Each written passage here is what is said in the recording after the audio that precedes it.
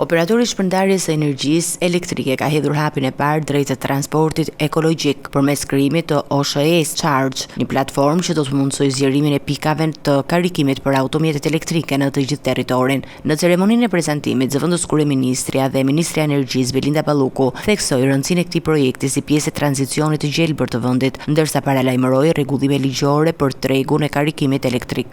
Sot jemi këtu për të lançuar një produkt të ri OSHE Charge, shërbimi i karikimit të mjeteve elektrike. Në një kohë kur transporti po evolon drejt teknologjive të pastra, ky është një hap i natyrshëm dhe i domosdoshëm. Ndërkohë, mungesa e procedurave administrative edhe në nivel vendor ka prodhuar një treg të parregulluar, ku energjia e bler me 14 lek rishitet nga tregtarët privat nga 40 deri në 60 lek. Sot në vend qarkullojnë rreth 16.000 mjete elektrike dhe ekzistojnë 254 pika karikimi. Për të siguruar qëndrueshmëritë e konkurrencës të ndershme me kërkesë të OSHE-s, është miratuar nga enti rregulatori i energjisë një çmim i veçantë për furnizimin e flotës elektrike prej 22 lek për kilovator.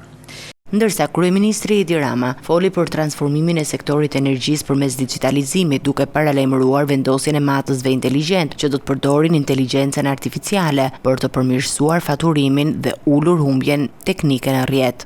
Besoj brenda vitit të ardhshëm do të kemi edhe fillimin e punës transformuese për macat e energjisë, duke kaluar në sistemin e macave inteligjent me një parti të parë prej rreth 350.000 macash dhe brenda këtij mandati besoj që do të përmbyllim edhe këtë proces.